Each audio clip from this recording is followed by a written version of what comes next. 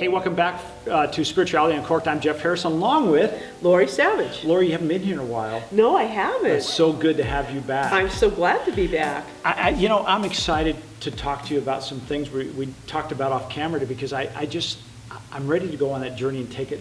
It's not quite a roller coaster. It might be a little, well, it might be a little roller coaster, but I think what'll happen is it will do something. You mentioned Joseph Campbell, right? And Joseph Campbell, if you're not familiar with him, I'll let Lori talk about almost. Sorry, I didn't want to misstate that. I'll let her talk about it more in depth or him more in depth. But I know him because he was a master at sleight of words. And it was thought reversal to take somebody from a belief that they've lived their life and to change that because of evidence. And I'm going to turn over to you now, because there are so many. We were talking about off camera. Let's go here. We were talking about an instance where just a few months ago, maybe a month or a half ago, I was speaking to someone at one of the classes I teach, a business class, and one of the students were talking about how bad the economy was and they couldn't get a job and they were just really in trouble. And I'm like, well, wait a second. We have the lowest unemployment ever. We have the highest percentage of blacks working full time, women, all these numbers. I'm like, the people I work with are having trouble finding people to work. So I want to toss out of you, how does that happen when two people can look at something and have a totally different outcome? Absolutely. Well, here's the thing. Perception creates reality. It's really that simple. This person had a perception that the economy was bad. And so all he saw was that the economy was bad. And what did he experience? I can't find a job. I don't have enough money. Things aren't going well. But that was his individualized expression of what was happening in the world. But it wasn't factual. It wasn't actually based on anything real. It was just based on his own perception, and that became his experience. So the person who looks at the economy goes, wow, it's really thriving. There's opportunities everywhere. Not only can I get a job, but I get to choose my job because employers are clamoring for people. So I can look at all these different jobs and pick the one I want. I don't have to settle. That's a completely different perception. And it's more accurate, too. I mean, his perception wasn't even accurate. He was starting with a false perception, but it still became his experience.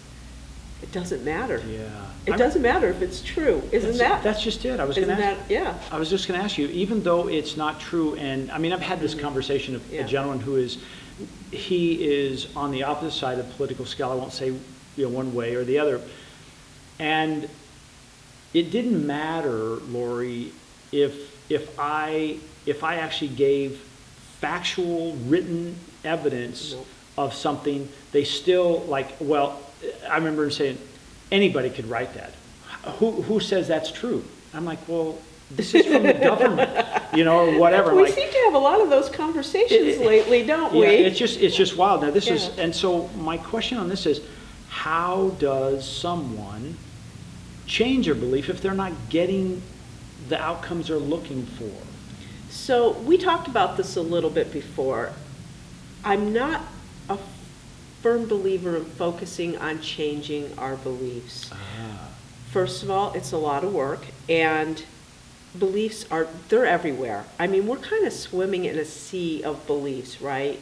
There's only one mind, and everybody's thinking in and out of it. So there's a sea of beliefs. The key is to choose which ones you find most interesting. The beliefs? The beliefs or the thoughts or the conclusions, however you want to say that. What are you interested in? And then focus on that. So the good question for this gentleman you talked to, is that the most interesting conversation you could be having right now? Does something interest you more? Are you enjoying the experience you're having? And I also like to ask a lot of times, are you sure that's true? Are you sure that's true? I ask myself personally, I ask that question of myself all the time. Am I sure this is true? Am I sure what I'm thinking is actually true? Because the second you land on a thought, you begin to gather evidence to it. You begin to only see the things that fit. You look at our politics, you mentioned that earlier. That's why we're so divided, because you have people with one set of conclusions and they're only seeing the evidence that fits there, and we can do that now because we have media that's divided. Sure. So it's really easy. I mean, it doesn't even take effort. No. And then we have another political spectrum that is focused in a different direction. They have different beliefs. They're looking at different things, and all that evidence comes flooding in, and both sides are equally supported. But it comes out of that initial belief, which even backs up to what's your perception of the world. What is your perception of the universe? They have taken scans of people's brains, and believe it or not, this is fascinating, they can tell what side of the political spectrum you're on by your brain scan. Really? Think about Wow, that. wow. Because what happens is we have this little amygdala, which is monkey mind. We call it monkey Right, mind, right? right. That aspect of our mind that swings from worry to doubt and back to worry again. And when we're in fear, that gets activated. And the more we activate it, the more we're scared by the things outside of us, the bigger our amygdalas become, the more active it becomes. And they scan your brain and they go, oh, look at that amygdala. Look at that brain pattern. This person has been engaged in things that scare them a lot. Wow. They are easily, and when we're frightened, what happens? Our higher thinking shuts down. Sure. Because it goes into that fight or flight, right? It goes into fight or flight. Yeah. And now you're in fight or flight, and you can't think about looking at numbers and going in search of, what does the U.S. Treasury say our this is or that, Yeah. Actual math.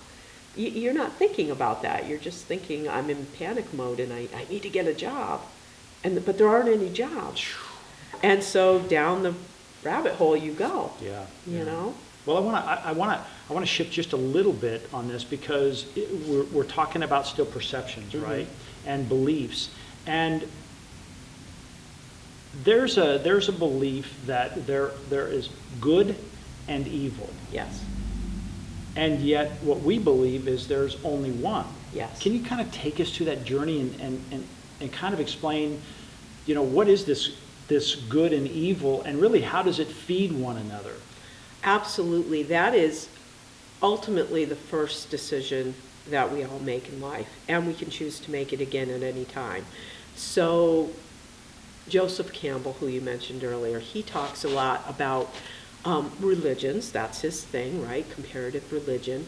And he says it's the metaphors that the religion engages in. It's the storytelling. It's the myths that they tell that inform how they behave. So if you believe in good and evil, you will obviously want to be on the side of good and have to fight evil. And then there's something outside, right? There's something that can possibly get you and maybe take you over, depending on, what level of belief you believe in, the devil or Satan, right? It's this power that makes people do bad things, and you're maybe susceptible to that. Then you will behave in a certain way.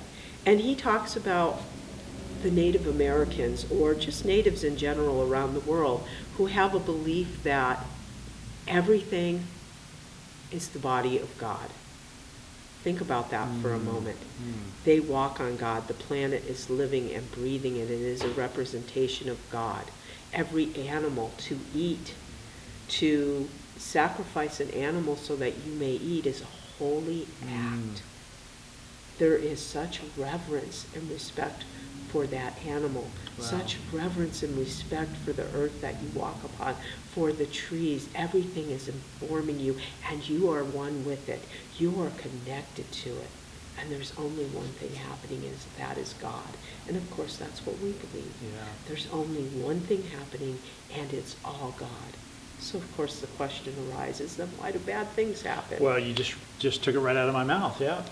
Because we have free will, and we get to use the one power any way we choose. And that is key. And our perception creates reality. So if we believe in evil, then we will experience some level of fear or negativity in our life. If we believe it's all God, it's all good, and that we are living, breathing beings that are representations of God, each and every person on this planet, then how we interact with each other changes. There's no bad people. There's maybe misguided, maybe they're not using their power very intelligently.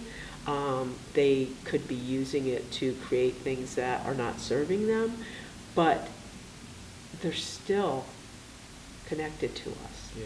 And we look into their eyes and we see that, and we engage them on that level, something happens. Because perhaps in that moment, they've never experienced themselves that way. And when you can do that for someone, and maybe you can't, like you said, you had that conversation with that guy, and there was no amount of math or evidence or, that you could give him that would change his mind. And that's okay, you don't have to. But you can still just look at him and see the truth of the nature of who he is. True. Okay. And in that moment, something happens, and it may be subtle. It's just a softness, is your heart will soften. And in response to that, we have mirror neurons, right? That's a biological response. When we engage with somebody on that level, truly look in their eyes and see who they are, something happens. True. Because they respond back. And they may not know what's happening. They'll feel some shift, right? And that's okay, and that's enough. Now you've blessed that person, you've seen who they really are, and they get to choose what experience they have. Yeah. You said something earlier about how we really can't change our beliefs. And it reminds me of a gentleman named Simon Sinek, and he says, start with the why. And you said something a little bit different that I hadn't heard before about, and we all know this, it's like, try to change somebody else's mind. It's not easy. It's tough to change our own habits, right? Our own mind. Yeah. So you had kind of a shortcut because you said it in your life, it changed in an instant.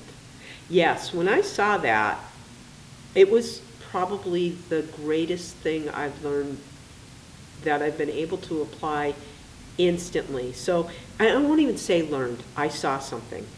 So I observed how this worked in my own life.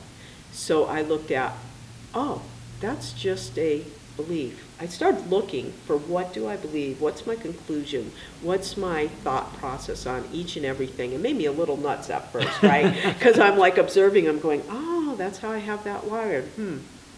Is that true? Oh, crap. It's not true. That's easy, right? If you can see something's not actually true, that's helpful. Or is that what I want to experience? And if my answer was no, then let me choose something else to focus on. As I think I said, and I'm not sure if I've said this before on this show, but if I tell you not to think of a hot fudge sundae, what are you thinking of? Yeah. My guess is that hot fudge dripping down that ice cream with the nuts and the cherries and the whip. No, you're going to think about what you're trying not to think about. That's the loop we get stuck in when we tell people change your thoughts. Yeah. Well, because when you're still focusing on the thoughts you want to change, you're still having the thoughts you want to change. It make you a little nuts. Yeah. No, just let them be. Focus on the thoughts that you want, that you choose consciously to experience. You can perceive of anything any way you want. That is the greatest thing we teach here. You are always at choice. You get to live God at any level. You get to demonstrate anything you want, provided you're equal to it. Provided you are backing it up with your consciousness, which means your beliefs, your thoughts, the ones you're focusing on, your conclusions, everything, the way you look at the world, all that needs to be lined up. But if you line all that up with good, with the truth of your nature and who you are, what's going to happen? Whew, it all opens up. It has to. It has to. It has to, yeah. It has to. It's the law. Yeah. It is the law of cause and effect, and you will never get away from it.